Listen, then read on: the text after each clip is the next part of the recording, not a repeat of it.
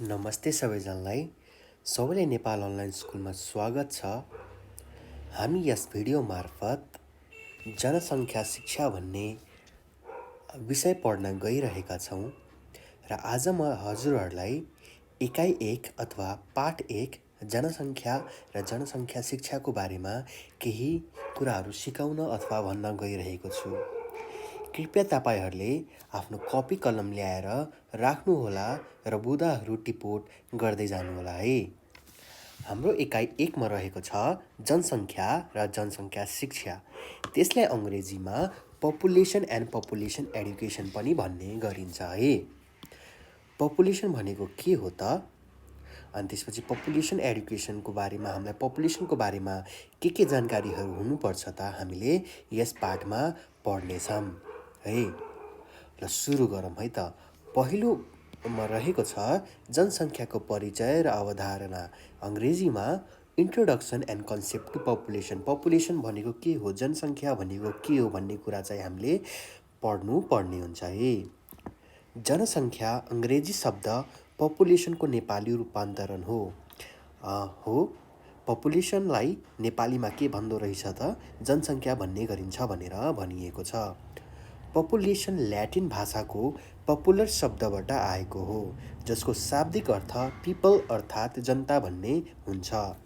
खास चाहिँ population Latin भाषाबाट साभार गरिएको हो, जसको अर्थ चाहिँ पिपल अथवा जनता, जस्तो कि हामी भनेर भन्ने गरिन्छ है। सामान्यतः कुनै पनि खास समयमा निश्चित क्षेत्रभित्र बसोबास गरेका मानिसहरूको कुल सङ्ख्यालाई जनसङ्ख्या पपुलेसन भनिन्छ। जस्तै यस वाक्यमा के भनिन्छ भन्दाखेरि जस्तै गरी एक एरियामा एक वर्गमा सपोज 5 जना मानिस छन् भने हैन, त्यति पनि नजाऊँ, एउटा घरमा सपोज 5 जना मान्छे बसोबास गरिरहेछन् भने त्यस घरको जनसङ्ख्या कति भयो त? 5 भयो हो। त्यसैलाई नै अब एउटा ठुलो एरियामा सपोज नेपालको ठुलो वर्गमा कतिजना मानिसहरू बसोबास गर्नेलाई चाहिँ हामीले जनसङ्ख्या भन्ने गरिन्छ। अब त्यसलाई जनसङ्ख्या कसरी मापन गर्ने भन्ने हामीले अर्को पाठमा पढ्ने नै छौँ। अहिले चाहिँ हामीले जस्ट जनसङ्ख्या भनेको के हो भन्ने कुरा चाहिँ जानकारी हुनुपर्छ। जनसङ्ख्या भनेको कुल जनता एउटा वर्गमा बसोबास गर्दै आएकोलाई हामीले जनसङ्ख्या भन्ने गर्छौँ है। बुझ्नुभयो? जस्तै कुनै पनि स्थान, जस्तै एउटा गाउँमा बसोबास गर्ने मानिसहरू, सहरमा, जिल्लामा, एउटा क्षेत्र तथा पुरै राज्यमा निश्चित समयभित्र बसोबास गर्ने बालक, युवा युवती तथा वृद्ध वृद्धिहरूको जम्मा सङ्ख्या नै जनसङ्ख्या हो। अब जनसङ्ख्याभित्र सबै मानिसहरू पर्दछन्, जस्तै कि बालक, युवा युवती र वृद्ध वृद्धहरू। अब तपाईँहरूले भन्नुहोला एनिमल्स, जनावरहरू पनि गन्ने गरिन्छ हो, उनीहरूको पनि जनगणना हुन्छ हो, उनीहरूको पनि सङ्ख्या गन्ने गरिन्छ है, नगन्ने होइन। हरेक वस्तु हरेक चिजको चाहिँ सङ्ख्याहरू गनिन्छ। तर हामीले यस जनसङ्ख्या शिक्षामा चाहिँ जनताको सङ्ख्या एउटा क्षेत्रमा कति छ भन्ने शब्दलाई चाहिँ हामीले जनसङ्ख्या भनेको के? कुल जनताको सङ्ख्यालाई जनसङ्ख्या भनिन्छ। एउटा समय अवधिभित्र बसोबास गर्ने बालक, युवा युवती अथवा तथा वृद्ध वृद्धहरूको कुल सङ्ख्यालाई नै के भन्ने गरिन्छ त? जनसङ्ख्या भन्ने गरिन्छ भन्ने भनिएको छ। जनसङ्ख्याले हरेक समाजको जात जाति, अब हेर्नुहोस् है, जनसङ्ख्याले हरेक समाजको जात जाति, भाषा भाषी, लिङ्ग अथवा सामाजिक रहनसहन आदिलाई पनि समेट्छ। हरेक जात जाति, हरेक धर्मावलम्बी, हरेक भाषा भाषी बोल्ने, हरेक लिङ्ग, मेल फिमेल हैन, सामाजिक रहनसहन जस्तो लाइन पनि हामीले जनसङ्ख्यामा समेट्नु पर्दछ है। अब अर्को आयो, जनसङ्ख्या एक गतिशील प्रक्रिया हो। हामीलाई थाहा नै छ, अत्यन्तै छोटो समयमा कुनै पनि ठाउँको जनसङ्ख्या परिवर्तन भइरहेको हुन्छ। यसको तात्पर्य के हो भन्दाखेरि सपोज मलाई चाहिँ म अहिले काठमाडौँमा बसोबास गर्दैछु, मलाई चाहिँ विराटनगर जानु पर्यो। अहिले म एउटा घरमा बसोबास गर्दा कुल जनसङ्ख्या कति भयो त? 5 जना छ। यदि म 1 जना विराटनगर जाँदैछु भने मेरो घरको जनसङ्ख्या कति हुने गयो त 4 हुने भयो, किनभने म त विराटनगर गएँ। त्यसै गरी विराटनगरमा एउटा जनसङ्ख्या बढ्ने भयो। त्यसै गरी दिनभरमा कतियौँ मानिसहरू एउटा ठाउँबाट अर्को ठाउँहरू जाने गर्छन्। त्यसै गरी एउटा ठाउँको जनसङ्ख्या घट्ने गर्छ र अर्को ठाउँको बढ्ने गर्छ। त्यसलाई नै हामीले एउटा गतिशील प्रक्रिया हो भन्ने सकिन्छ है। बुझ्नुभयो नि? तसर्थ कुनै पनि स्थानको जनसङ्ख्या सम्बन्धी विषयवस्तुको मापन गर्न कठिन हुन्छ। सामान्यतः जनसङ्ख्याको मापन तुलनात्मक अध्ययनमा आधारित हुन्छ। हामीले यो कुराहरू चाहिँ पाठ 2मा डिटेलमा पढ्नेछौँ, विस्तार रूपमा पढ्नेछौँ है। जनसङ्ख्या तथा यसका विविध पक्षलाई एक निश्चित समय, स्थान, क्षेत्र, प्रदेश, देश र अर्को समय, स्थान, क्षेत्र, प्रदेश वा देशसँग तुलना गरिन्छ भन्ने भनिएको छ। जस्तै गरी जनसङ्ख्या वृद्धि दर के कुराहरूले चाहिँ जनसङ्ख्यालाई असर गरिरहेको हुन्छ। जनसङ्ख्या वृद्धि दर हो, बढिरहेको छ। जन्मदर हरेक सेकेन्ड, हरेक 3 सेकेन्ड 4 सेकेन्डमा एउटा बच्चा जन्मिरहेको छ, त्यसले गर्दा जनसङ्ख्या बढ्दै गइरहेको छ। मृत्युदर त्यसै गरी 4-5 सेकेन्डमा एउटा मानिसहरूको मृत्यु यस संसारमा, यस नेपालमा भइरहेको छ। त्यसै गरी मृत्युदरले पनि जनसङ्ख्या घटाइरहेको छ। साक्षरता दर भनेको लिटरेसी रेट भनेको कति मानिसहरू पढिरहेको छन्, कति मानिसहरू पढिरहेको छैनस्, त्यसको जनसङ्ख्या, औसत आयु आदिको तुलनाले कुनै पनि देशको आर्थिक भनेको इकोनोमिक भनेको आर्थिक भनेको मुद्रा भनेको विदेशी मुद्रा, देशी मुद्राहरू चाहिँ बढ्ने घट्ने क्रममा ले पनि जनसङ्ख्यालाई धेरै नै असर गरेको हुन्छ। सामाजिक, शैक्षिक एवं सर्वाङ्गीण विकासको स्तरको समीक्षा पनि गर्न सकिन्छ। कुनै पनि क्षेत्रको जनसङ्ख्या परिवर्तन हुनुमा त्यस क्षेत्रको भएको जन्म, मृत्यु र बसाइसराईको मुख्य भूमिका रहेको हुन्छ। भनिहाले म यदि काठमाडौँमा बसेको मान्छे विराटनगर गइरहेको छु भने त्यसलाई म काठमाडौँमा बसाइ गरिरहेको छु अनि सराईमा कहाँ भए त विराटनगरमा भए। त्यसै गरी यहाँ पनि भनिएको छ जन्मले कुनै पनि स्थानको जनसङ्ख्या बढाउँछ। हो, जन्मले जनसङ्ख्या अभियसली बढाउँछ, मृत्युले घटाउँदछ भनेर हामीले बुझ्न सकिन्छ। बसाइसराईले बसाइ सरेर जाने स्थानको जनसङ्ख्या घटाउँछ। हो, म काठमाडौँको जनसङ्ख्या घट्यो र बसाइ सरेर आउने स्थानको जनसङ्ख्या बढाउँछ। म विराटनगर विराटनगरको चाहिँ के भयो त जनसङ्ख्या बढ्यो। हामीले यस 1.1मा चाहिँ जनसङ्ख्याको परिचयको बारेमा पढ्यौँ है।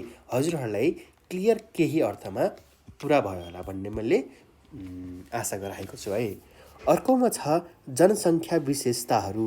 जनसङ्ख्याका के विशेषताहरू हुन्छ त, के क्यारेक्टरिस्टिक्स हुन्छ त पपुलेसनको भन्ने हामीले अब हेरौँ है।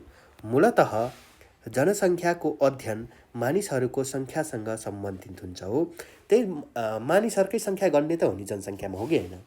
कुनै निश्चित स्थान तथा समयमा सङ्गठित रहेका मानव समूहलाई नै जनसङ्ख्या भनिन्छ।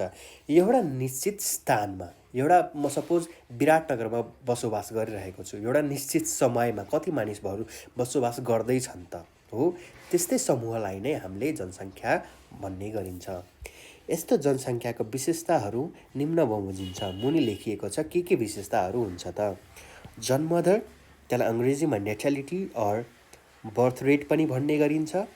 भनेको जन्मिने बच्चाहरू कतिजना हुन्छन्, मृत्युदर कति मानिसहरू मरिरहेका छन्, मोर्टालिटी रेट, बसाइसराई दर, माइग्रेसन रेट कति मानिसहरू एक ठाउँबाट अर्को ठाउँमा बसाइसराई गरिरहेका छन्। त्यसै गरी उमेर तथा लिङ्ग अनुसार जनसङ्ख्याको बनावट, एज एन्ड सेक्स कम्पोजिसन, मेल कतिजना छन्, फिमेल कतिजना छन्। एज भनेको उमेर 18 वर्षका कति पपुलेसन छन्, 5 वर्षको कति छन्, 1 वर्षको कति छन्, 60 वर्षको कति छन्, त्यसलाई चाहिँ मापन गर्ने चाहिँ जनसङ्ख्याको क्यारेक्टरिस्टिक्स हो, विशेषताहरू हो। जनसङ्ख्याको आकार एवं जनघनत्व, पपुलेसन साइज एन्ड डेन्सिटी, एउटा क्षेत्रमा कति मानिसहरू बसोबास गरिरहेका छन्, कति साइजहरू बढिरहेका छन् भन्ने हामीले हेर्छौँ। सक्रिय र आश्रित जनसङ्ख्या, डिपेन्डेन्ट एन्ड एक्टिभ पपुलेसन, कति चाहिँ डिपेन्डेन्ट पपुलेसन भनेको के हो त, अब 50 वर्ष 60 वर्ष अब हाम्रो हजुरआमा चाहिँ हाम्रो आमा बुवामाथि डिपेन्डेन्ट हुनुहुन्छ, आश्रय लिनुहुन्छ नि होइन। त्यसै गरी चाहिँ डिपेन्डेन्ट पपुलेसन भन्ने गरिन्छ। त्यसलाई चाहिँ एक्टिभ पपुलेसन चाहिँ जो काम गरिरहेको छ, बिहान 10 to 5 वर्क गरिरहेको छ, काम गरिरहेको छ, 10 देखि 5 काम गरिरहेको छ, निरन्तर आफ्नो काममा दौडिरहेको छ, त्यस्तालाई चाहिँ एक्टिभ पपुलेसन। जस्तै कि हामी पढिरहेका छौँ, हामीले केही न केही गरिरहेको रहेका छन् त्यसलाई चाहिँ हामीले के भन्ने गरिन्छ त एक्टिभ पपुलेसन भन्ने गरिन्छ है। अर्कोमा छ जनसङ्ख्या वृद्धि दर, पपुलेसन ग्रोथ रेट। के कारणले चाहिँ पपुलेसन ग्रोथ भइरहेको छ चाहिँ हामीले 7 नम्बरमा हेर्छौँ। अर्को छ गाउँ तथा सहर बिचको जनसङ्ख्या भिन्नता, different between rural and urban population. यो पनि हेर्छौँ। गाउँमा बसोबास गर्ने मानिसहरू कति हुन्छन् र सहरमा चाहिँ के कारणले मानिसहरू पसिरहेका छन् त्यो कुराहरू पनि हामी हेर्छौँ है। लिङ्ग अनुपात, सेक्स रेसियो, त्यही मेल टु फिमेल कतिजना छन् है, पुरुष र महिला कति छन् हामीले यसमा हेर्छौँ। जन्मदर अब आयो, अब पहिलोमा आयो हजुरलाई के आयो त जन्मदर अथवा नेटालिटी अर बर्थ रेट आयो है। विशेषताहरू 8वटा विशेषताहरू हो, एक्जाममा पनि तपाईँहरूलाई सोध्न सक्छ। 8वटा विशेषताहरूको बारेमा लेख र के तिनीहरूको परिचय दिऊ भनेर पनि लेख्न सकिन्छ। अब हेरौँ जन्मदर अथवा नेटालिटी अर बर्थ रेटको बारेमा हेरौँ है। के रहेछ त बर्थ रेट भनेको? जनसङ्ख्या विविध विशेषताहरूमध्येको जन्मदर एक प्रमुख विशेषता हो। जनसङ्ख्या विविध विशेषताहरूमध्येको जन्मदर एक प्रमुख विशेषता हो भनेको जन्मदर नै मेन मुख्य हो। जनसङ्ख्या बढ्नुको कारण मुख्य पोइन्ट हो, मुख्य बुँदा हो चाहिँ जन्मदर है। पहिलो नम्बरमा आउने जन्मदर नै हो। पुरुष तथा महिलाको सन्तानोत्पादन गर्ने प्रक्रियालाई प्रजनन भनिन्छ। प्रजनन कार्यबाट प्राप्त हुने नतिजा जन्म हो। अब सेक्सुअल इन्टरकोर्स चाहिँ अङ्ग्रेजीमा भनिन्छ। अब मेल र फिमेलको सेक्सुअल इन्टरकोर्स सन्तान उत्पादनको प्रक्रिया भइसकेपछि चाहिँ सन्तानको प्राप्ति हुन्छ। त्यसलाई चाहिँ हामीले जन्म भन्ने गरिन्छ। जन्मदर जन्मको गणितीय गणना हो। जन्मदर जनसङ्ख्याको एक महत्त्वपूर्ण विशेषता हो भने प्रजनन जीव विज्ञान अन्तर्गतको एक प्रक्रिया हो। सबै उमेर समूहका महिलाहरूको उत्पादकत्व तथा प्रजनन एक समान नहुने भएकाले प्रजनन दर पनि फरक हुन्छ। अब एउटा महिलाले 20 वर्षमा बच्चा जन्माउँछिन् भने अर्कोले 25 वर्षमा, अर्कोले 30 वर्षमा, त्यसै गरी 35 वर्षमा बच्चाहरू जन्माउने गर्छिन्। त्यसै कारणले जन्मदरहरू पनि यही कारणले गर्दा फरक हुने गरिन्छ भन्ने यस वाक्यले भन्ने गरेको छ। प्रजनन फर्टिलिटी भन्नाले कुनै पनि महिलाले आफ्नो जीवनकालभरि वास्तविक रूपमा जन्माएका सन्तानहरूको औसत सङ्ख्या बुझिन्छ। फर्टिलिटी रेट भनेको अब मेन्सुरेसन भनेको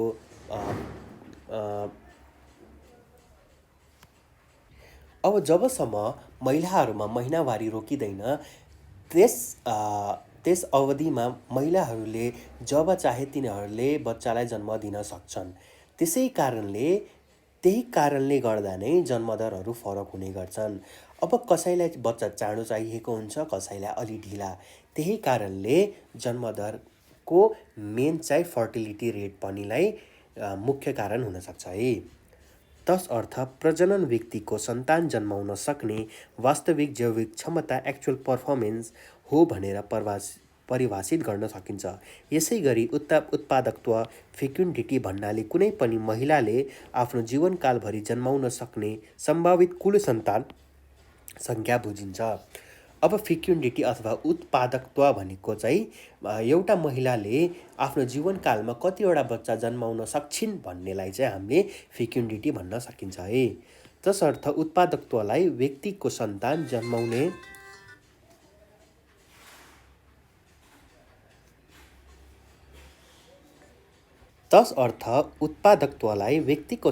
जन्माउने सक्ने सम्भावित जैविक क्षमता पसिबल पर्फर्मेन्स हो भनेर परिभाषित गर्न सकिन्छ। अब महिला र पुरुषले बच्चा जन्माउन सक्ने शक्तिलाई चाहिँ पसिबल पर्फर्मेन्स हो भनेर परिभाषित गर्न सकिन्छ भनेको छ। निश्चित उमेर पुरा गरेपछि हरेक व्यक्तिले सन्तान जन्माउन सक्ने गुण प्रजनन प्राकृतिक रूपैमा आर्जन गर्दछ हो। अब त्यसै गरी एडोलेसेन्स पिरियड जब हामीले एउटा उमेर पुग्छ हामीले त्यसै गरी बच्चा जन्माउने क्षमता हाम्रो भित्र आपसे आप आउने गर्छ। त्यसै गरी एउटा उमेर पुगिसकेपछि पनि हामीले बच्चा जन्माउने शक्ति पनि त्यसै गरी हराउँदै जान्छौँ है। तर हरेक व्यक्तिसँग सन्तान उत्पादन गर्ने क्षमता उत्पादकत्व भन्ने नहुन पनि सक्छ। यो चाहिँ एक्सेप्सन केस हो। केही मान्छेहरूमा चाहिँ मान्छे जन्माउन सक्ने चाहिँ शक्ति नहुन सक्छ भनेर भनिएको छ। अब हेरौँ डाटा अनुसार है। यसको तथ्याङ्कीय अवस्था हेर्ने हो भने नेपालको जनगणना प्रतिवेदन 2068ले जन्मदन प्रति हजार जनसङ्ख्यामा 22.5 रहेको देखाएको छ। के भनेको छ भन्दाखेरि यसको तथ्याङ्कीय अवस्था हेर्ने हो भने नेपालको जनगणना प्रतिवेदन 2068ले जन्मदन प्रति हजार जनसङ्ख्यामा 22.5 1000मा 22.5 चाहिँ जन्मदर रहेको छ भनेर बताइएको छ 2068को डाटाले है। जुन विक्रम सम्वत 2058को जनगणना प्रतिवेदन 33.3 प्रति हजार थियो रे। 2058मा त्योभन्दा बढी चाहिँ मान्छेहरूले बच्चाहरूलाई जन्म दिने गर्थ्यो रे, भन्दा कम रहेको छ। नेपाल जनसाङ्ख्यिक तथा स्वास्थ्य सर्वेक्षण NDDH 2016 अनुसार कुल प्रजनन दर 2.3 प्रति महिला रहेको छ भने कोरा जन्मदर 22 प्रति हजार रहेको छ। कुनै पनि स्थानको जन्मदर उच्च भएको अवस्थामा त्यस स्थानको जनसङ्ख्या पनि बढ्न जाने हुँदा जन्मदरले जनसङ्ख्याको आकारमा प्रत्यक्ष प्रभाव पार्दछ। हामीले यसमा हेर्यौँ जन्मदरले चाहिँ के प्रभाव गरेको हुन्छ त जनसङ्ख्यामा है, बुझ्नुभयो। अब अर्को पोइन्ट रहेको छ मृत्युदर। डेथ रेटले चाहिँ मान्छेहरू मर्दाखेरि चाहिँ पपुलेसनमा कसरी चाहिँ असर गरिरहेको हुन्छ भन्ने हामीले 2 नम्बर पोइन्टमा हेर्छौँ, जसको चाहिँ रहेको छ डेथ रेट। हेरौँ है, जनसङ्ख्यामा परिवर्तन ल्याउने तत्त्वहरूमध्ये मृत्यु पनि एक हो। हामीले हेरिहालौँ, यो पनि जनसङ्ख्यामा परिवर्तन ल्याउने एक मुख्य कारण पनि हो। विश्व स्वास्थ्य सङ्गठनका अनुसार जन्म पश्चात कुनै पनि समयमा जीवनको सबै प्रमाणहरू स्थायी रूपले समाप्त हुने अवस्थालाई मृत्यु भनिन्छ। हामीलाई मृत्युको बारेमा राम्ररी नै थाहा छ, एउटा मान्छे जन्मिसकेपछि त्यो अवश्य नै मर्नु पर्दछ है। Death is the permanent disappearance of all evidence of life at any time birth has taken place by WHO. WHO world health अर्गनाइजेसनले के भन्छ त, एउटा मानिस जन्मिएपछि उसले आफ्नो जीवनकालमा सबै कामहरू गरिसके पश्चात सबै इभिडेन्स, सबै तथ्यहरूलाई मेटाइसकेर एउटा क्रियालाई चाहिँ हामीले मृत्यु भन्ने गर्छ भनेर चाहिँ भन्न सकिन्छ है। त्यो अवस्थालाई चाहिँ मृत्यु भन्ने गरिन्छ है। मृत्युलाई मापन गर्ने एउटा प्रचलित विधि मृत्युदर हो। डेथ रेट कसरी नाप्ने हामीले त्यो प्रक्रिया पाठ 2मा पाठ 2मा पढ्ने नै छौँ है। अब हेरौँ, जनसङ्ख्याको मुख्य विशेषता अन्तर्गत पर्ने मृत्युदरको अवस्था अन्य देशहरूका तुलनामा हाम्रो देशमा उच्च रहेको पाइन्छ। जनसङ्ख्याको मुख्य विशेषता अन्तर्गत पर्ने मृत्युदरको अवस्था अन्य देशको तुलनामा हाम्रो देशमा रहेको पाइन्छ। अरू देशको तुलनामा हाम्रो देशमा मृत्युदर चाहिँ अलि बढी रहेको पाइन्छ चाहिँ यस वाक्यले भन्ने गरिन्छ अरे। अब हेरौँ, विक्रम सम्वत 2068 सालको जनगणना अनुसार नेपालमा कोरा मृत्युदर 6.3 प्रति लाख जनसङ्ख्या, शिशु मृत्युदर 46 प्रति हजार, जन्म र मातृ मृत्युदर 229 प्रति लाख रहेको छ। के भनेको छ भन्दाखेरि विक्रम सम्वत 2038 सालको जनगणना अनुसार नेपालको कोरा मृत्युदर भनेको टोटल रफ मृत्युदर चाहिँ 6.3 प्रति लाख जनसङ्ख्यामा रहेको छ भने शिशु मृत्युदर भनेको बच्चाहरू जन्मिसकेपछि चाहिँ 46 प्रति हजार चाहिँ मर्ने गरिन्छ अरे है। जन्म र त्यसै गरी मम्मीहरूको आमाहरूको मृत्यु चाहिँ 229 प्रति लाख रहेको पाइन्छ अरे। ओहो, धेरै रहेछ है नि त। मातृ मृत्युदर विगत 3 दशकमा 73.05% कम भएको छ अरे। धेरै राम्रो कुरा रहेछ है। नेपाल जनसाङ्ख्यिक तथा स्वास्थ्य सर्वेक्षण NDDH 2016 अनुसार शिशु मृत्युदर इन्फान्ट मोर्टालिटी रेट, IMR भनेको इन्फान्ट मोर्टालिटी रेट, नेपालीमा अनुसार शिशु मृत्युदर 32 प्रति हजार, 5 वर्ष मुनिका बालबालिकाहरूको मृत्युदर 39 प्रति हजार रहेको छ अरे है, 5 वर्षका मुनिका बालबालिकाहरूमध्ये। र मातृ मृत्युदर भनेको आमाको मृत्यु अनुसार 2039 प्रति लाख रहेको छ अरे। ठिक छ। विश्वका धनी राष्ट्रहरूमा मृत्युदर अति नै न्यून रहेको पाइन्छ भने नेपालमा अझै पनि मृत्युदर उच्च नै रहेको छ। अब आमाहरूको को कारणहरू थुप्रै हुनसक्छ। अब नेपाल हाम्रो एउटा डेभलपिङ कन्ट्री हो, विभिन्न कारणहरूले चाहिँ आमाहरूको मृत्यु हुने गर्छ। तपाईँहरूले खोज्न सक्नुहुनेछ आमाहरूको मृत्यु के कारणहरूले बच्चा जन्मिनु पछि नै आमाहरूको मृत्यु के कारणले हुनसक्छ भन्ने कारणहरू तपाईँहरूले हेर्न सक्नुहुनेछ। र विदेशमा यो आमाको मृत्युदर किन न्यून रहेको छ भन्ने पनि हजुरहरूले खोज्न सक्नुहुन्छ है। अब आयो बसाइसराई दर भनेको माइग्रेसन रेट। बसाइसराई जनसङ्ख्या परिवर्तन गर्ने तेस्रो कारक तत्त्व हो। बसाइसराई भनेको एक ठाउँबाट अर्को ठाउँमा गएर बस्ने अथवा बसी आउनेलाई चाहिँ हामीले बसाइसराई दर भनिन्छ है। साधारणतया आफू बसोबास गरेको स्थान छोडेर अन्य स्थानमा बस्ने प्रक्रियालाई बसाइसराई भनिन्छ हो। संयुक्त राष्ट्र सङ्घले बसाइसराईलाई निम्नअनुसार परिभाषित गरेको छ। अब हेरौँ है, बसाइसराई भनेको एक भौगोलिक क्षेत्रबाट अर्को भौगोलिक क्षेत्रमा सर्ने एउटा प्रक्रिया हो जसमा प्राय उद्गम स्थलबाट वासस्थान सारेर गन्तव्य स्थानमा गइन्छ। अब यही मैले भनि नै हालेँ तपाईँहरूलाई, एउटा स्थानबाट अर्को स्थानमा जाने। जस्तै गरी मान्छेहरू गाउँबाट सहर किन पस्छन् त? सहरमा विभिन्न फेसिलिटिजहरू छ, राम्रो पढाइ लेखाइ छ, राम्रो खाना लाउनु पाउने छ, राम्रो रोजगारी छ। त्यही कारणले मानिसहरू गाउँबाट सहर पस्नुको मुख्य कारण है। त्यसै गरी मानिसहरू एउटा ठाउँमा बसाइ गरेर अर्को ठाउँमा सरेर आउनेलाई चाहिँ हामीले माइग्रेसन भन्नेछौँ है। नेपालको सन्दर्भमा बसाइसराईको दिशा हिमाली तथा पहाडी क्षेत्रबाट तराईको फाँटतिर तथा ग्रामीण क्षेत्रबाट सहरी क्षेत्रतिर उन्मुख छ है। मैले भनि नै हालेँ यो कुरा चाहिँ। बसाइसराईलाई प्रभाव पार्ने तत्त्वहरू फरक फरक हुन्छ अरे। हेरौँ है त के रहेछ त। यी सबै तत्त्वहरूलाई बसाइसराईका ढकेलले विकर्षण गर्ने तत्त्व पुश फ्याक्टर र तान्ने आकर्षण गर्ने तत्त्व पुल फ्याक्टरका रूपमा अध्ययन गर्न सकिन्छ। के कारणले चाहिँ तान्ने, के कारणले चाहिँ ढकेल्ने चाहिँ के मुख्य कारणहरू बसाइसराईको हुनसक्छ हेरौँ है त। मानिसहरू उद्गम स्थलबाट कुनै समय समस्या वा अभाव भएका कारणले अथवा गन्तव्य स्थलमा कुनै अवसर वा सुविधा भएका कारणले बसाइसराई गर्छन् है। हामीले भनि नै हाल्यौँ, गाउँमा रोजगारी कम हुने गर्छ है। मानिसहरू सिँचाइ रोपाइमा बढी हुन्छन्।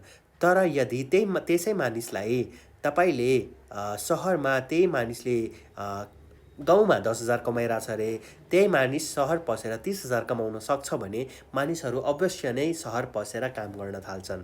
त्यसै गरी गाउँघरका शिक्षाहरू त्यति डेभलप हुन सकेका छैन, त्यति माथि उठ्न सकेका छैन।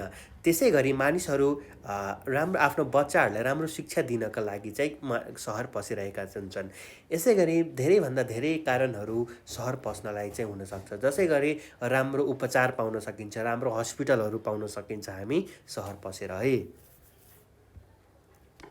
अर्को छ, नेपालका सम्बन्धमा बसाइसराईहरूलाई प्रभाव पार्ने मुख्य तत्त्व भनेको आर्थिक तत्त्व हो। अब पैसा छ भने मानिसहरू अवश्य नै सहर पसेका नै हुन्छन्। गरिबी र बेरोजगारी जस्ता कारणले गाँस र बाँसको समस्या भए मानिसहरू बसाइ गर्ने गर्दछन् हो। गरिबी मुख्य कारण, त्यसपछि बेरोजगारी। पैसा छैन मानिसहरूसँग, गरिब छन् मानिसहरू, बेरोजगार छ, काम छैन। यदि सरकारले हाम्रो गाउँमै राम्रो शिक्षा र राम्रो रोजगारी दिने हो भने सहर पसिराख्नु पर्दैन।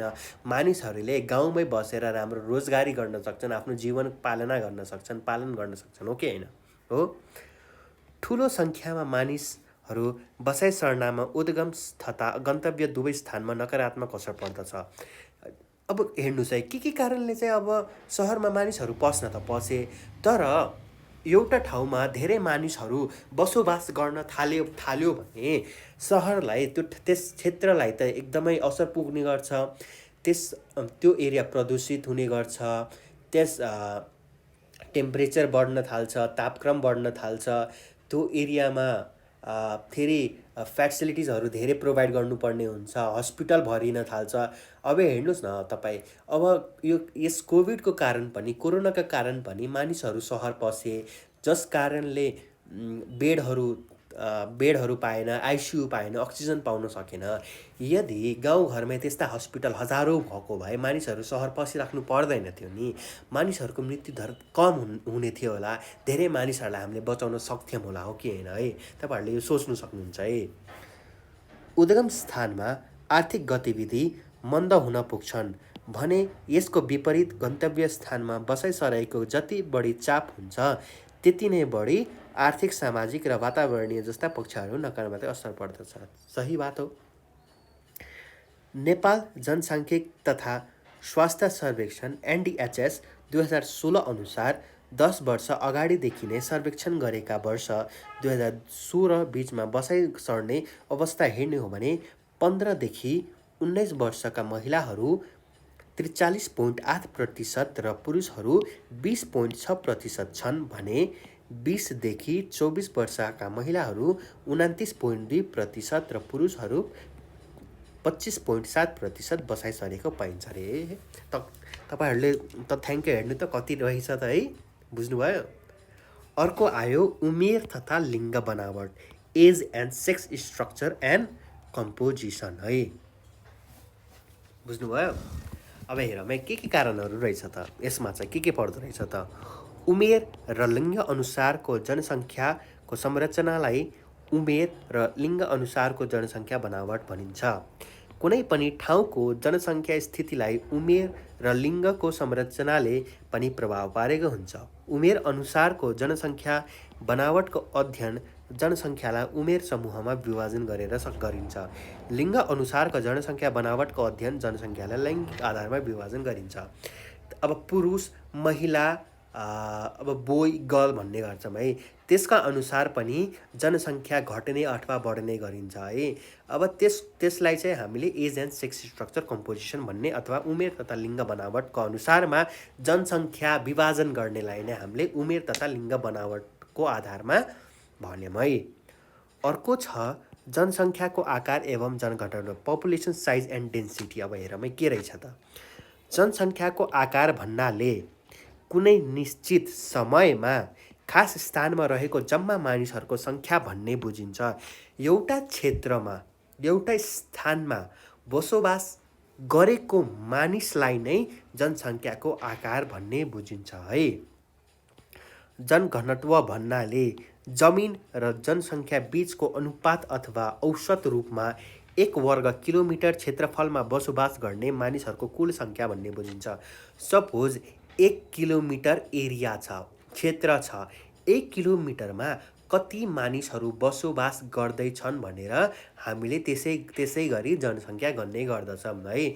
एउटा 1 किलोमिटरमा मानिसहरू एउटा क्षेत्र 1 किलोमिटरको छ भने त्यस 1 किलोमिटर क्षेत्रमा कति मानिसहरू बसोबास गर्छन् भन्ने चाहिँ हामीले जनघनत्वको अनुसार भन्ने बुझिन्छ है।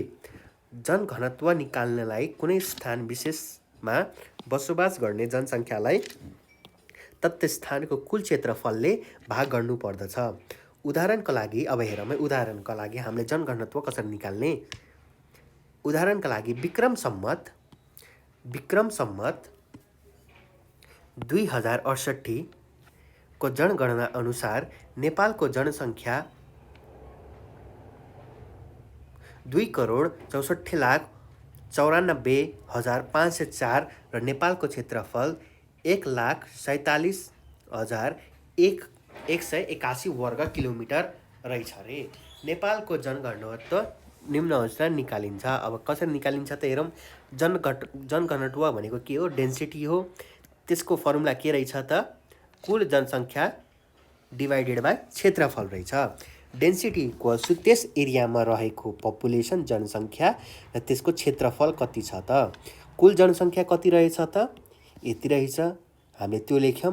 त्यसपछि क्षेत्रफल कति छ त? नेपालको यति छ, यो लेख्यौँ। त्यसपछि यो दुइटालाई डिभाइड गऱ्यौँ। डिभाइड गर्दाखेरि कति आयो त? 180.01 प्रति वर्ग किलोमिटर आयो। 180.01 मानिसहरू प्रति वर्ग किलोमिटरमा बसोबास गर्दै आएका छन् भनेर लेख्न सकिन्छ। गर्दै आएका छन् भनेर लेख्न सकिन्छ है। अब छ नेपालको पहिलो जनगणना विक्रम सम्मत 1968 जनघनत्व 38.3 प्रति वर्ग किलोमिटर थियो रे। त्यस बेला है कति मानिसहरू प्रति किलोमिटर कति बसोबास गर्थे त 38.3। अहिले कति छ 1080। नेपालको जनगणना 2068 अनुसार हिमाल पहाड र तराईमा क्रमशः जनघनत्व 34,186 र 352 रहेको छ। जनसङ्ख्याको आकार एवं जनघनत्व दुवै रोजगारीका अवसर हो, कामको लागि, शिक्षाको लागि, स्वास्थ्य, सञ्चार, सुरक्षाको लागि आदि जस्ता विश्वद्वारा निर्धारित हुन्छ भनेर लेख्न सकिन्छ। अर्को आयो सक्रिय तथा आश्रित जनसङ्ख्या, एक्टिभ एन्ड डिपेन्डेन्ट पपुलेसन है। हेरौँ है, जनसङ्ख्याको विशेषतामा आर्थिक रूपले सक्षम तथा उनीहरूसँग आश्रित जनसङ्ख्या पनि पर्दछ। आश्रित जनसङ्ख्या भन्नाले आश्रित भनेको डिपेन्डेन्ट है, 0 देखि 14 र 60 वर्षभन्दा माथिको जनसङ्ख्या भन्ने गरिन्छ। अब 0 देखि 14 सम्मको बालबालिकाहरू कसमाथि आश्रित हुन्छन् त, कसमाथि डिपेन्डेन्ट हुन्छन् त, आमा बुवामाथि डिपेन्डेन्ट हुन्छन् है। र 60 वर्षभन्दा माथिका वृद्धहरू चाहिँ कसमाथि डिपेन्डेन्ट हुन्छ त, आफ्नो छोराछोरीमाथि डिपेन्डेन्ट हुन्छ है। उनीहरूले आफ्नो काम गरेर पाल्न त सक्छन् तर गर्दैनन् है, नेपालको अनुसार चाहिँ गर्दैनन् है। त्यस्तो जनसङ्ख्यालाई चाहिँ हामीले डिपेन्डेन्ट पपुलेसन अथवा आश्रित जनसङ्ख्या भन्ने गर्छौँ है। त्यसै गरी आर्थिक रूपले अब वृद्धहरू आर्थिक रूपले सम्पन्न पनि हुँदैनन् त, त्यही भएर कामहरू गर्दैनन्, त्यही भएर पनि हो क्या। त्यसै गरी आर्थिक रूपले सक्रिय जनसङ्ख्या भन्नाले 15 देखि 59 वर्षसम्मका जनसङ्ख्या भन्ने गरिन्छ, जो चाहिँ काम निरन्तर गरिरहेको छ, बिहानदेखि बेलुकासम्म काम गरिरहेको छ, जसले चाहिँ आर्थिक रूपमा पैसा कमाइरहेको छ, त्यसलाई चाहिँ हामीले के भन्ने गरिन्छ त, एक्टिभ पपुलेसन भन्ने गर्छौँ है। सक्रिय जनसङ्ख्या भन्ने पनि गर्छन्। आश्रित समूहका जनसङ्ख्या धेरै भयो भने आर्थिक रूपले सक्रिय जनसङ्ख्यालाई भार पर्दछ। सक्रिय जनसङ्ख्या धेरै भएको देश आर्थिक रूपले समृद्ध हुन्छ। यस एक्टिभ पपुलेसन यदि सक्रिय जनसङ्ख्या धेरै छ भने अभियसली नेपालको आर्थिक क्षेत्र पनि त्यसै गरी उच्च रूपमा जान सक्दछ। हो, सही हो। यदि म तपाईँहरू मिलेर दिनका दिन काम गरिरहेका छौँ भने आर्थिक रूपले देशको विकास त हुने नै भयो नि, हो कि होइन। आर्थिक रूपले सक्रिय जनसङ्ख्या धेरै हुने भनेको आम्दानीका स्रोत धेरै हुनु हो। यदि हामीसँग आम्दानीको स्रोत, हामीसँग धेरै बिजनेस छ, हामीले धेरैभन्दा धेरै काम गरिरहेका छौँ, हामीले 2-3टा काम एकैचोटि गरिरहेका छौँ, त्यसबाट आम्दानी पनि राम्रो भइरहेको छ भने देशको विकास अवश्य पनि हुने गर्छ। तर नेपालको अनुसार मानिसहरूले एउटै काम गरेर रुचाउने र आफ्नो जीवनकाल बिताइदिने पनि गरिरहेका छन् है। धेरै आम्दानी हुँदा जीवनस्तर राम्रो हुन्छ, लाइफस्टाइल राम्रो हुन्छ, हाम्रो जीवन राम्रो हुन्छ भनेको। यसको विपरीत यदि आश्रित जनसङ्ख्या धेरै भयो भने मानिसले दुःखदायी जीवन व्यतीत गर्न बाध्य हुनुपर्छ। त्यसै गरी यदि बालबालिकाहरू धेरै जन्मिए, तिनीहरू आफ्नो आमा बुवामाथि धेरै आश्रित हुनु पर्यो। अनि 60 वर्ष 70 वर्षका वृद्धहरू, हाम्रो हजुरबा आमाहरू धेरैभन्दा धेरै भयो भने पपुलेसनहरू एफेक्ट हुनुभयो, पपुलेसन बढ्ने भयो, अनि तिनीहरूले गर्दा आर्थिक रूपमा सम्पन्न हुन पाएन देश, हो कि होइन। अब तिनीहरू अनि एक्टिभ पपुलेसनमाथि सक्रिय पपुलेसन जनसङ्ख्यामाथि डिपेन्डेन्ट हुने भयो, जस कारणले उनीहरूलाई नै हेरचाह गर्नुपर्ने भयो। त्यसै कारणले यो कुरा हुने भयो। नेपालको 11औँ जनगणना विक्रम 2068 अनुसार 0 देखि 14 वर्षका बालबालिकाहरूको सङ्ख्या कति रहेको छ त, 92,48,2046 र 60 वर्ष माथिका जनसङ्ख्या 21,54,410 रहेको छ। यो जनसङ्ख्या क्रियाशील जनसङ्ख्या 15 देखि 59 वर्ष 1,50,91,848 मा आश्रित छ अरे। ओहो, यो तथ्याङ्क अनुसार आश्रित अनुपात 75.57 रहेको पाइन्छ अरे। नेपाल जनसङ्ख्या तथा स्वास्थ्य सर्वेक्षण 2016 अनुसार कुल जनसङ्ख्यामा 34% 0 देखि 14 वर्षका र 6.8% 65 वर्षका माथिका आश्रित जनसङ्ख्या रहेको छ। लिङ्ग अनुसार हेर्ने हो भने 0 देखि 14 वर्ष उमेरका समूहका पुरुष 37.8% र महिला 30.8% रहेको छन् भने 65 वर्ष माथिको 7.5% पुरुष र 6.1% महिला आश्रित रहेका छन्। आश्रित अनुपात निकाल्न निम्न सूत्र प्रयोग गरिन्छ अरे। अब आश्रित डिपेन्डेन्सी रेट चाहिँ निकाल्नको लागि यो चाहिँ फर्मुला चाहिँ युज गरिन्छ अरे है। यो चाहिँ युज गरिन्छ अरे है। हामीले के रहेछ त, आश्रित जनसङ्ख्या डिभाइडेड बाई आर्थिक रूपले सक्रिय। अब यो चाहिँ एक्टिभ पपुलेसन, यो चाहिँ डिपेन्डेन्ट पपुलेसन इन्टु 100% गऱ्यो भने आउने रहेछ है। के आउने रहेछ? डिपेन्डेन्सी रेट आउने रहेछ है। अब आयो जनसङ्ख्या वृद्धि दर हो, पपुलेसन ग्रोथ रेट। उच्च जनसङ्ख्या वृद्धिले स्रोत तथा साधनमाथि दबाव पैदा गर्छ। यसको परिणामस्वरूप एकातिर वातावरणमा प्रतिकूल प्रभाव पर्दछ भने मानवीय जीवनलाई न्यून गुणस्तरीय धकेलिदिन्छ। विश्वका विकसित देशहरू न्यून जनसङ्ख्या वृद्धिको अवस्थामा रहेका छन् भने विकासशील राष्ट्रका उच्च जनसङ्ख्या वृद्धिको अवस्थाबाट गुज्रिरहेका छ।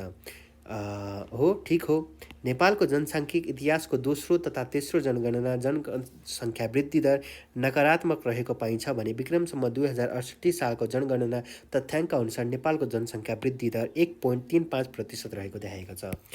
जनसङ्ख्या कतिले बढिरहेको छ त नेपालमा? 1.35%ले बढिरहेको छ भनेर बुझ्न सकिन्छ है। गाउँ र सहर बिचको जनसङ्ख्याको भिन्नता, different between rural and urban population. हेरौँ है त के रहेछ त। अन्य विविध विषयमा जस्तै गाउँ तथा सहर बिचको भिन्नता पनि जनसङ्ख्याको विशेषता हो। ठिक हो, गाउँमा कम मानिस, सहरमा धेरै मानिस, हामीले त बच्चादेखि नै सुन्दै आएको हो। प्राय जुनसुकै देशमा पनि ग्रामीण क्षेत्रमा जनसाङ्ख्यिकी चाप, अशिक्षा, न्यून जनघनत्व, बेरोजगारी तथा न्यून औद्योगिक विकास हुन्छ।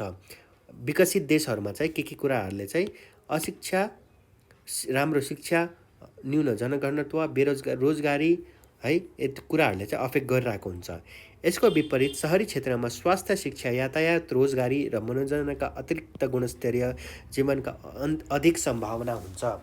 अब सहरमा हामीले गाउँमा सोचेको जस्तो विशेषताहरू, फ्यासिलिटिजहरू नपाउन सक्छौँ, तर तपाईँहरूले सहरमा धेरैभन्दा धेरै फ्यासिलिटिजहरू पाउन सक्नुहुनेछ। जस्तै गरी राम्रो स्वास्थ्यको फ्यासिलिटिज है, अनि शिक्षा राम्रो पाउन सक्नुहुन्छ, यातायातको सुविधाहरू पाउन सक्नुहुनेछ, रोजगारीको सुविधा पाउन सक्नुहुनेछ, मनोरञ्जन, डिफ्रेन्ट टाइप्स अफ विभिन्न खालका मनोरञ्जनका कुराहरू पाउन सक्नुहुनेछ है। जनसङ्ख्या वृद्धि दर पनि सहरको तुलनामा गाउँमा कम हुने कुरा विभिन्न अनुसन्धानबाट पुष्टि भएको छ। यसरी ग्रामीण र सहरी सङ्ख्याबीच फरक देखिनुको जनसङ्ख्याको विशेषता हो।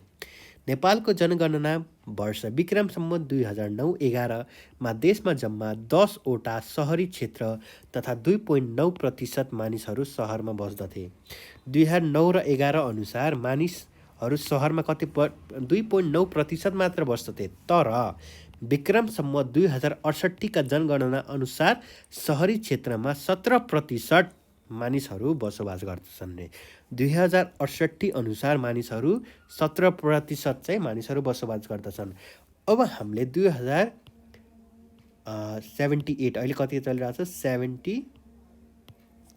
2078 अनुसार हेर्ने हो भने झन् कति बढेको हुनसक्छ हामीले त्यो अनुमान पनि गर्न सक्दैनौँ है।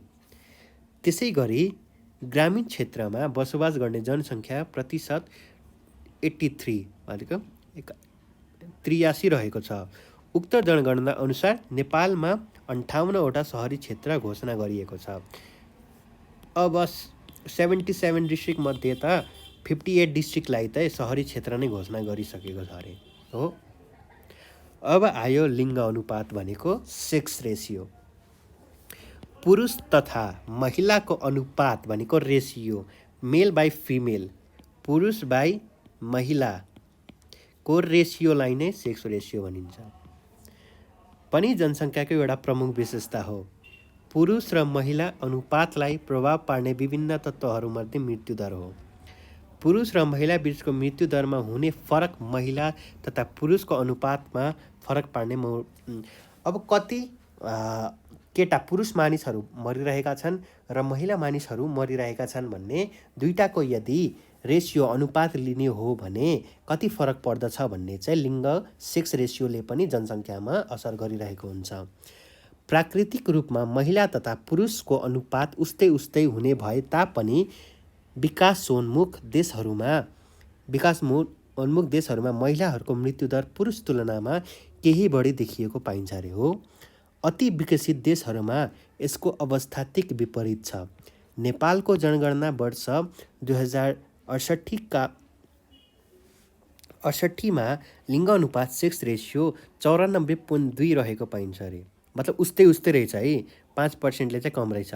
लिङ्ग अनुपात निकाल्दा पुरुषको जनसङ्ख्यालाई महिलाको जनसङ्ख्याले भाग गरी आएको फललाई 100ले गुणन गरी निकालिन्छ हो। अब हामीले हेरौँला यसको सूत्र के रहेछ। लिङ्ग अनुपात 2058 साल 19.8 रहेको देखाएको छ। ओहो, 2058मा महिला र पुरुषको अनुपात उस्तै रहेको छ है।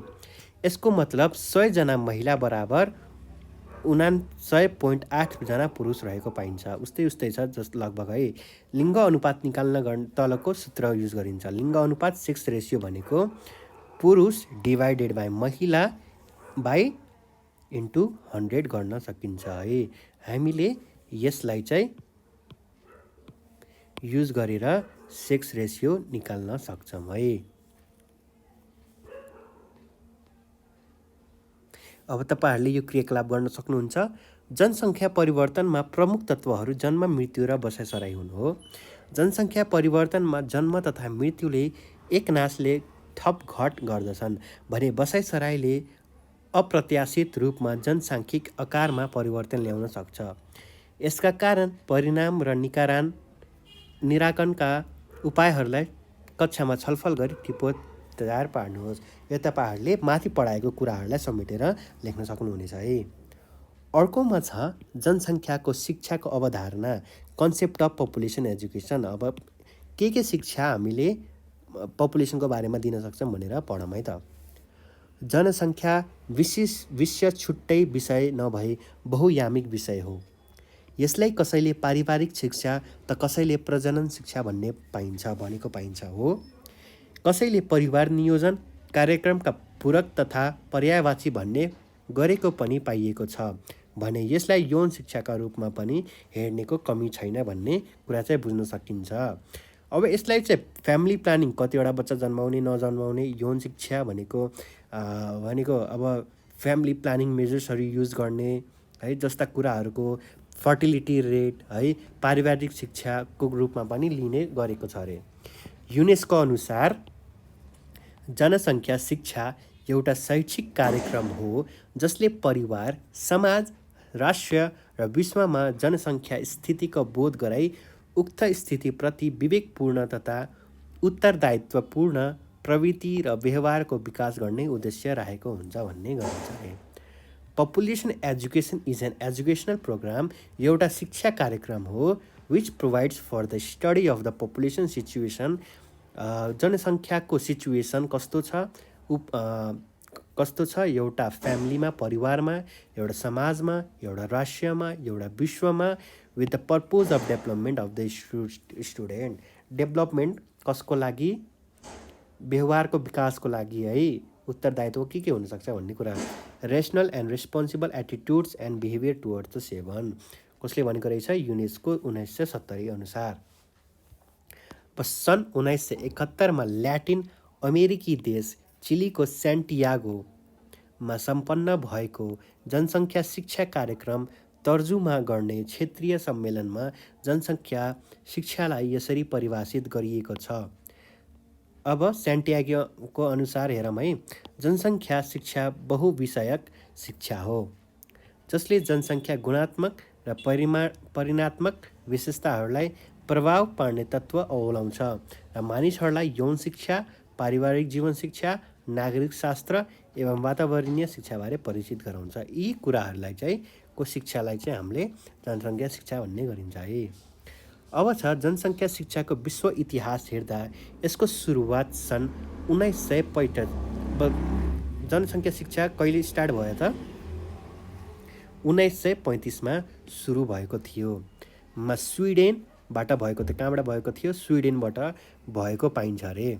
त्यसै गरी सन् 1967-38 संयुक्त राज्य अमेरिकी पनि जनसङ्ख्या शिक्षाको अध्ययन सुरु गरिएको पाइन्छ।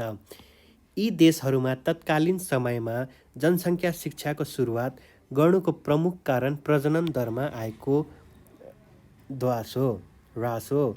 अङ्ग्रेजीमा पपुलेसन एजुकेसन शब्दको सर्वप्रथम प्रयोग सन् 1979मा गर्ने व्यक्ति भने अमेरिकन विद्वान स्लोन आर वेलेन्ड हुन्। त्यसकारण वेलेन्डलाई जनसङ्ख्या शिक्षाको पिता फादर अफ पपुलेसन एजुकेसन कसलाई भनिन्छ त? वेलेन्ड, स्लोन आर वेलेन्ड भन्ने गरिन्छ अरे। यो चाहिँ याद राख्नुहोस् है, सोध्न सकिन्छ यो चाहिँ। नेपालमा सन्दर्भमा सन् 1980देखि शिक्षा तथा संस्कृति मन्त्रालय UNFPA र युनेस्को सहयोगमा जनसङ्ख्या शिक्षा परियोजना सुरु भयो। कहिले भयो त? 1980 UNFPA र युनेस्कोद्वारा सुरु भयो रे जनसङ्ख्या शिक्षाको परियोजना है। यसैका परिणामस्वरूप सन् 1981देखि विश्वविद्यालय तहका पाठ्यक्रममा जनसङ्ख्या विषयवस्तुहरू समावेश गरी पठन पाठन सुरु भयो। कहिले सुरु भयो त? 1981मा विश्वविद्यालय युनिभर्सिटीमा सुरु हुन थाल्यो जनसङ्ख्याको शिक्षाको बारेमा पढाइहरू। छैटौँ पञ्चवर्षीय योजनाले यसलाई स्थापित गर्यो। विक्रम सम्वत 2052देखि नेपालमा कक्षा 6, 7 र 8मा जनसङ्ख्या तथा वातावरण शिक्षा अनिवार्य विषयको रूपमा पठन पाठन आयो। ठिक हो। विक्रम सम्वत 2055 र 56मा देखि कक्षा 9 र 10मा अनिवार्य स्वास्थ्य, जनसङ्ख्या तथा वातावरण शिक्षा विषयमा रूपमा यस विषयको शिक्षण सुरु गरियो भनेर लेख्न सकिन्छ। त्यसै गरी विक्रम सम्वत 2058 र 59देखि कक्षा 9 र 10मा जनसङ्ख्याको शिक्षा ऐच्छिक विषयका रूपमा पठन पाठन गर्न सुरु गर्यो। त्यसैले हामीले जनसङ्ख्या शिक्षा पढ्दैछौँ है। हाल त्रिभुवन विश्वविद्यालय अन्तर्गत शिक्षाशास्त्र तथा मानविकी संकाय अन्तर्गत स्नातक र स्नातकोत्तर तहसम्म यस विषयको पठन पाठन हुँदै आएको छ भन्ने गरिन्छ अरे। अर्को छ, यसरी माथिका परिभाषाहरूलाई आधार मान्दा जनसङ्ख्या शिक्षा भन्नाले जनसङ्ख्या, परिवार, समाजका ज्ञान, सिप अभिवृद्धिमा परिवर्तन ल्याई सुखी जीवन प्राप्त गर्न उत्प्रेरित गर्ने विषय हो। यसले गुणस्तरीय जीवन व्यतीत गर्न मद्दत पुर्याउँछ र जनसाङ्ख्यिक व्यवस्थापनमा सहयोग पुर्याउँछ। जनसङ्ख्या शिक्षाले मानिसलाई विवेकी, जिम्मेवार, व्यवहारिक बनाउनुका साथै अनुशासित बनाउँदै मानिसमा चेतनाको वृद्धि गराउने शैक्षिक उद्देश्य रहेको हुन्छ अरे। यसले सम्पूर्ण जनसङ्ख्याले जनसङ्ख्या वृद्धिको कारणले सृजित समस्या र तिनको निराकरणका उपायका बारेमा मानिसको चेतना जागृत गरी समझदारी वृद्धि गर्दै एक जिम्मेवार नागरिक बन्न सक्षम बनाउँछ। जनसङ्ख्या शिक्षा किन इम्पोर्टेन्ट छ र किन आवश्यकता छ र भन्नाले के लेख्न सकिन्छ त भन्दाखेरि जनसङ्ख्या शिक्षा चेतना जागृत गर्न, समझदारी वृद्धि गर्न, अनि त्यसपछि मृत्युदर घटाउन, जन्मदर घटाउन हो। अब एउटा मात्र क्षेत्रमा धेरै पपुलेसन, धेरै जनसङ्ख्या नफैलाउन हो। यस्ता कुराहरूले चाहिँ जनसङ्ख्याको शिक्षाहरू दिन गर्ने गर्छ है। अब अर्को छ अब्जेक्टिभ अफ पपुलेसन। जनसङ्ख्याको शिक्षाको उद्देश्यहरू के रहेछ त? समाजमा सानो, सुखी एवं व्यवस्थित परिवारको धारणा विकास गराई गुणस्तरीय जीवन निर्माण गराउन जनसङ्ख्या शिक्षाको मुख्य उद्देश्य हो। जनसङ्ख्या शिक्षाको मुख्य उद्देश्य के रहेछ त? परिवारका धारणा विकास गराउनु हो, व्यवस्थित परिवारको धारणाको विकास गराउनु, गुणस्तरीय जीवन निर्माण गराउनु हो।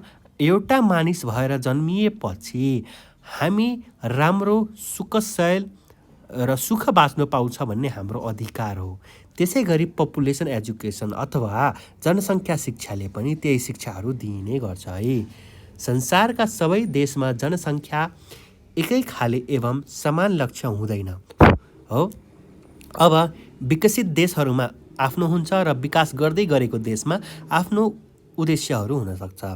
यसको प्रमुख कारण भनेको जनसङ्ख्यासँग सम्बन्धित समस्याहरू फरक हुनु हो।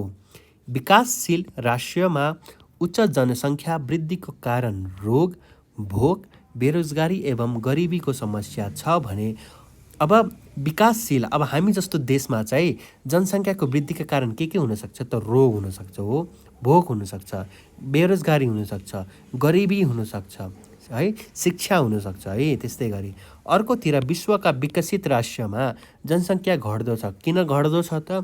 रोगको उपचार राम्रो हुनसक्छ, भोक छैन, रोजगारी छ, गरिबी छैन। उनीहरूको घट्दो जनसङ्ख्या रोकी उपलब्धि स्रोत तथा साधनलाई सदुपयोग गर्न तल्लीन देखिन्छन्। यसरी एकातिर बढ्दो जनसङ्ख्याको समस्या छ भने अर्कोतिर घट्दो जनसङ्ख्या पनि समस्या बनिरहेको छ। जनसङ्ख्या व्यवस्थापन गर्ने सकिएमा मानव जीवन सुखमय हुन्छ हो।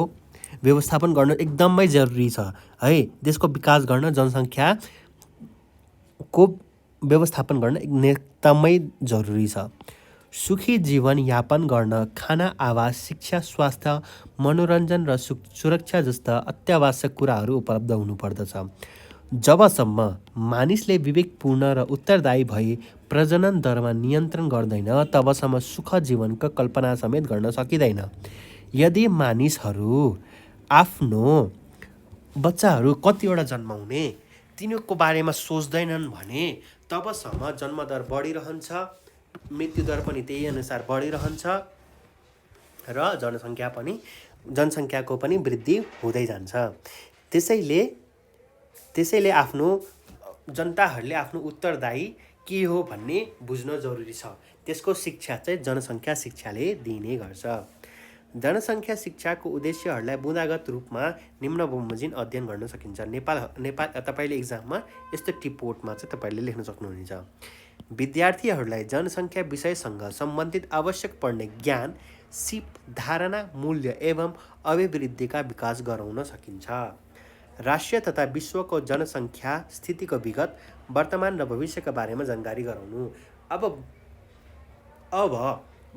विगत भनेको पास्टमा कस्तो थियो त पपुलेसन, भूतमा कस्तो थियो भूतकालमा, वर्तमान कालमा कस्तो छ र भविष्यमा के कुराहरूले चाहिँ पपुलेसन जनसङ्ख्या बढ्ने वृद्धि हुने गर्छ भन्ने कुराहरू जनाउँछ। मानिसहरूलाई सानो र सुखी परिवारप्रति आकर्षित बनाई गुणस्तरीय जीवन यापन गर्ने, धेरैभन्दा धेरै बच्चा नजन्माउने, दुईटा भए ठिक भन्ने कुरालाई चाहिँ हामीले उत्साहित गर्नुपर्छ, उत्प्रेरित गर्नुपर्छ है।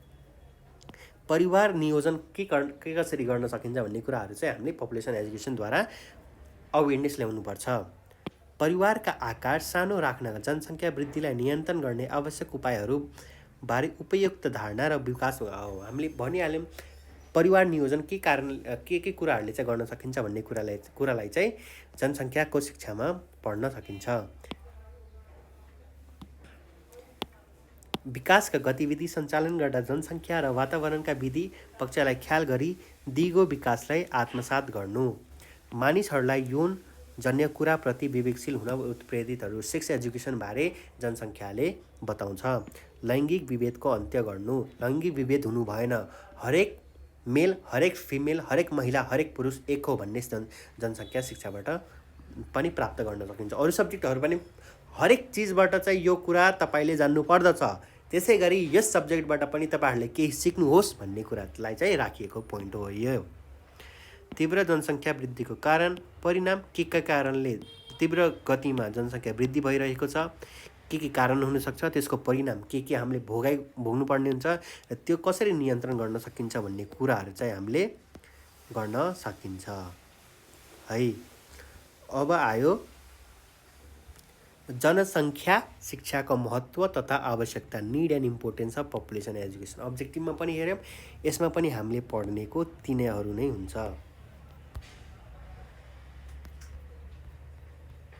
हो। जनसङ्ख्या शिक्षाले प्रत्येक व्यक्ति, परिवार र समुदायलाई सम्मानित जीवनयापन गर्नका लागि आवश्यक ज्ञान, सिप र धारणाका साथै प्रोत्साहन अनि मानवीय व्यवहारलाई मर्यादित, जिम्मेवार, उत्तरदायी र विवेकशील बनाउने काम गर्दछ। हामीले यो पोइन्ट पनि हेऱ्यौँ माथि। आज विश्वका सबै राष्ट्रहरू कुनै न कुनै प्रकारका जनसङ्ख्या सम्बन्धित समस्याबाट गुज्रिरहेका छन्। कुनै न कुनै प्रब्लम, कुनै न कुनै समस्याबाट हरेक विकसित अथवा विकसशील देशहरू गुज्रिरहेका छन्। संसारका विकासोन्मुख राष्ट्रहरू उच्च जनसङ्ख्या वृद्धिसँगै प्राकृतिक साधनमाथि अनियन्त्रित रूपमा चाप रहेको पाइन्छ। अर्कातिर विकसित राष्ट्र भने प्रजनन दरमा आएको तीव्र ह्रासले घट्दो जनसङ्ख्यामा मार खेपिरहेको पाइन्छ। यसरी एकातिर धेरै जनसङ्ख्या तर कम रोजगारीको अवसरमा स्रोत साधन अपुग देखिएको छ भने अर्कातिर तिनै स्रोत साधनको परिचालन गर्ने मानवको स्रोत कमी देखिन्छ। जनसङ्ख्या शिक्षाले जनसङ्ख्याको घटबढले निम्त्याउने असहज परिस्थिति र त्यसको निराकरणका उपाय सिकाउने हुँदा आज विश्वभरि नै जनसङ्ख्या शिक्षाको महत्त्व बढ्दो छ।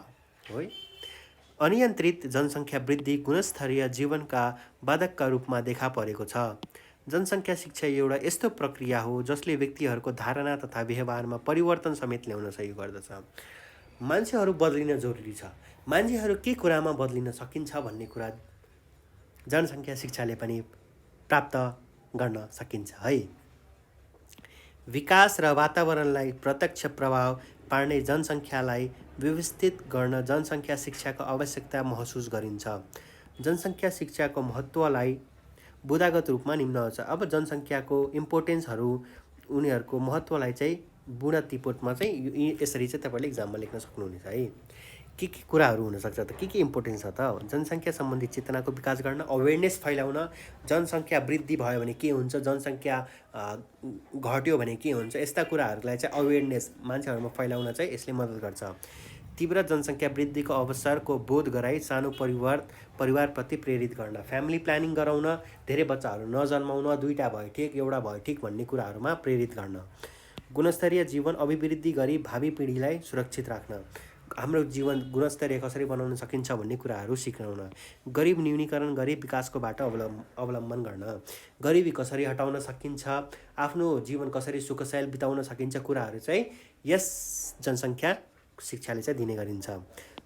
जनसाङ्ख्यिक तत्त्व, प्रक्रिया र मापनका बारेमा ज्ञान दिन, जनसङ्ख्या तथा वातावरण बीचको सम्बन्धको बारेमा ज्ञान प्रदान गर्न, वातावरणीय ह्रासको कारण तथा परिणामको बारेमा ज्ञान प्रदान गर्न, अव्यवस्थित सहरीकरण, औद्योगिकरण तथा यिनीहरूसँग सम्बन्धित समस्याको बारेमा अवगत गराउन, जनसङ्ख्या नीति, त्यसको कार्यक्रम तथा जनसङ्ख्या नियन्त्रणको उपायको बारेमा चेतना अभिवृद्धि भनेको अवेरनेस फैलाउन चाहिँ गर्न सकिन्छ है। वर्तमान पिँढीलाई भविष्यमा आइपर्ने जनसङ्ख्या सम्बन्धी समस्या तथा त्यसले पनि प्रभावको बारेमा समयमा सूचित गरी उज्जवल भविष्यको निर्माण गर्न।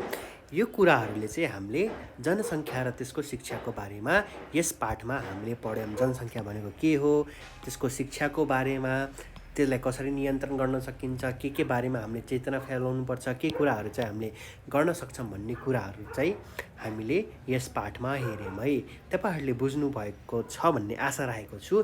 केही बुझ्नुभएको छैन भने तपाईँहरूले कमेन्ट सेक्सनमा कमेन्ट गर्न सक्नुहुनेछ। अब तपाईँहरूले अभ्यास गर्न सक्नुहुनेछ है। तलका प्रश्नको अति संक्षिप्त उत्तर देऊ, त्यसपछि तलको प्रश्नको उत्तर छोटो दिनुहोस्, टिप्पणी लेख्नुहोस्, तलको प्रश्नको लामो उत्तर दिनुहोस् भनेर तपाईँहरूले मैले तपाईँले लेसन पढाएँ, तपाईँले त्यसअनुसार क्वेसन एन्सर गर्न सक्नुहुनेछ। अब तपाईँहरूले स्क्रिनसट लिएर राख्नुहोस्, त्यसपछि यो पनि स्क्रिनसट लिएर राख्नुहोस्, त्यसपछि यो पनि स्क्रिनसट लिएर राख्नुहोस्। यदि केही समस्या परेमा कमेन्ट सेक्सनमा कमेन्ट गर्नुहोस्, हामी अभ्यासको पनि भिडियो बनाएर हाल्ने नै छौँ। अब हाम्रो भेट पाठ 2 जनसङ्ख्या सिद्धान्त, नीति तथा कार्यक्रम, population theories, policies and programs भन्ने पाठमा भेट्ने नै छौँ। धन्यवाद। हरे कृष्ण, हरे रामा।